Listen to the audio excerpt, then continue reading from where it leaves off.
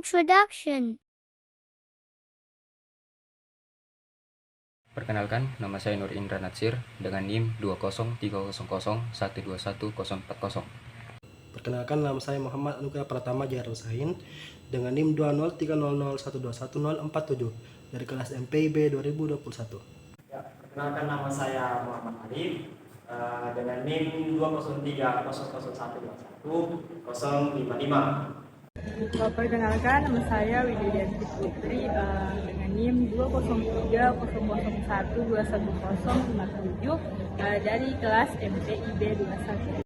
Sistem manajemen berbasis data. Sebelum mengenal lebih lanjut, apa sih sistem manajemen berbasis data itu? Konsep dasar dari basis data adalah kumpulan dari catatan-catatan atau potongan dari pengetahuan. Sebuah basis data memiliki penjelasan terstruktur dari jenis fakta yang tersimpan di dalamnya. Penjelasan ini disebut skema. Pendapat para ahli. Menurut Haver, Prescott, dan McFadden, database adalah sekumpulan organisasi data yang berelasi secara logikal. Database dapat memiliki banyak ukuran dan tingkat kompleksitas. Menurut J. Date, bahwa database adalah koleksi data operasional yang tersimpan dan dipakai oleh sistem aplikasi dari suatu organisasi.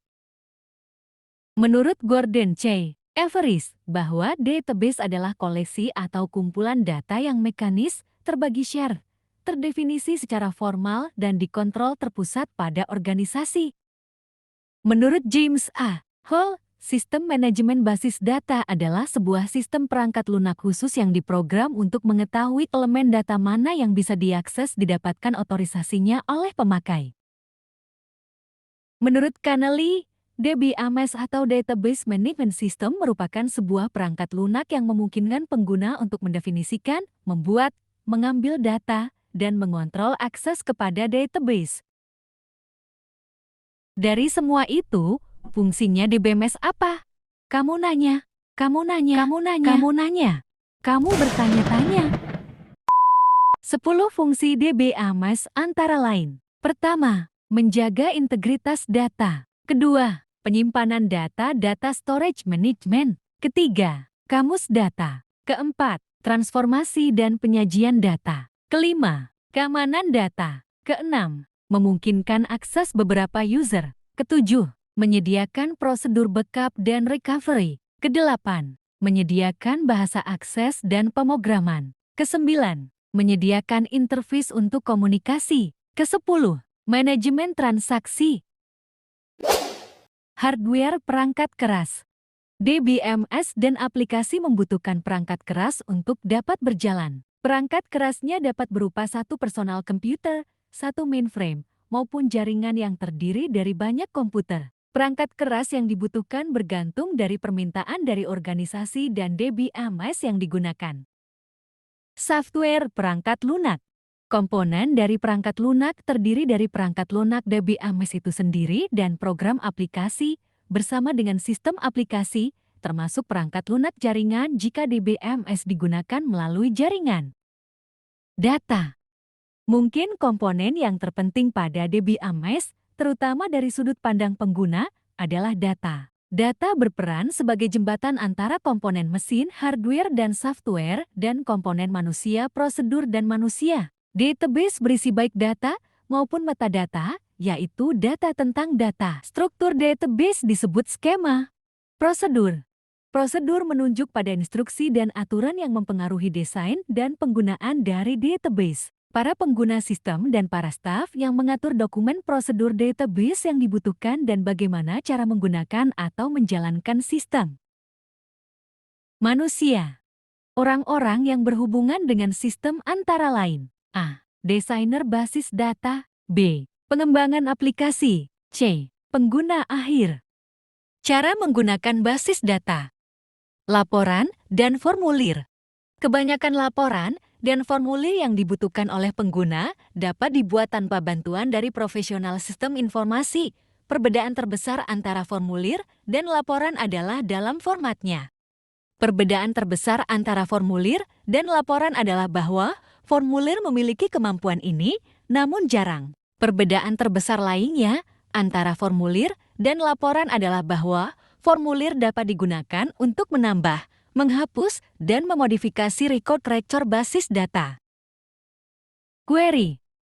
Query adalah suatu permintaan kepada basis data untuk menampilkan record yang dipilih. Sistem manajemen basis data biasanya memberikan antarmuka yang mudah untuk digunakan bagi para pengguna. Query pada umumnya memilih field data dalam jumlah terbatas dan kemudian membatasi record yang ditampilkan berdasarkan satu kumpulan cerita tertentu. Konsep query by example adalah suatu hal yang signifikasi karena pentingnya arti seorang manajer dapat melakukan akses langsung atas nilai-nilai basis data.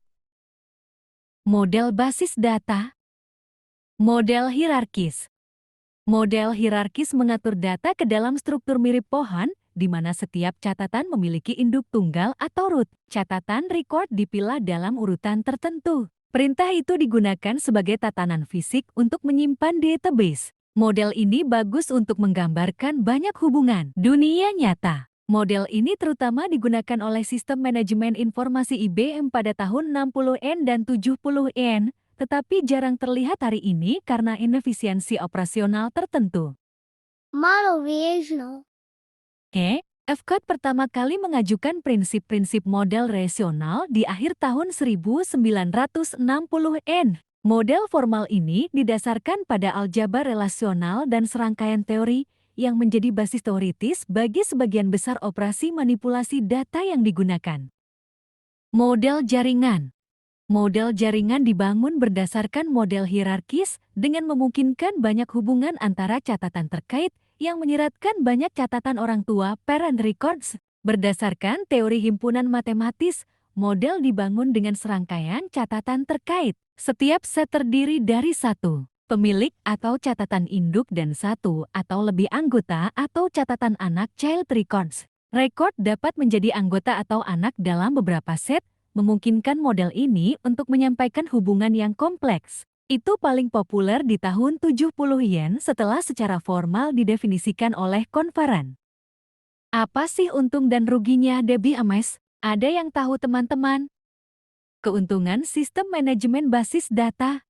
Kepraktisan DBMS menyediakan media penyimpan permanen yang berukuran kecil namun banyak menyimpan data jika dibandingkan dengan menggunakan kertas. Kecepatan. Komputer dapat mencari dan menampilkan informasi yang dibutuhkan dengan cepat. Mengambil data secara cepat, praktis, meningkatkan keamanan data, mengurangi kejenuhan. Pekerjaan yang berulang-ulang dapat menimbulkan kebosanan bagi manusia, sedangkan mesin tidak merasakannya. Up-to-date, informasi yang tersedia selalu berubah dan akurat setiap, memudahkan pengguna dalam menggali informasi dari kumpulan data, mengurangi duplikasi data atau data redundancy. Meningkatkan pemeliharaan data melalui independensi data.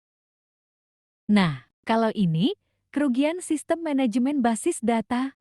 Antara lain, biaya kebutuhan untuk mendapatkan perangkat lunak dan perangkat keras yang tepat cukup mahal, termasuk biaya pemeliharaan dan sumber daya manusia yang mengelola basis data tersebut. Mempekerjakan dan mempertahankan DBA sangat kompleks. Sistem basis data lebih kompleks dibandingkan dengan proses berkas, sehingga dapat mudah terjadinya kesalahan dan semakin sulit dalam pemeliharaan data. Memerlukan suatu skill tertentu untuk bisa melakukan administrasi dan manajemen database agar dapat diperoleh struktur dan relasi data yang optimal. Memerlukan kapasitas penyimpanan baik eksternal disk maupun internal memory agar DBMS dapat bekerja cepat dan efisien. Kebutuhan akan sumber daya resources biasanya cukup tinggi.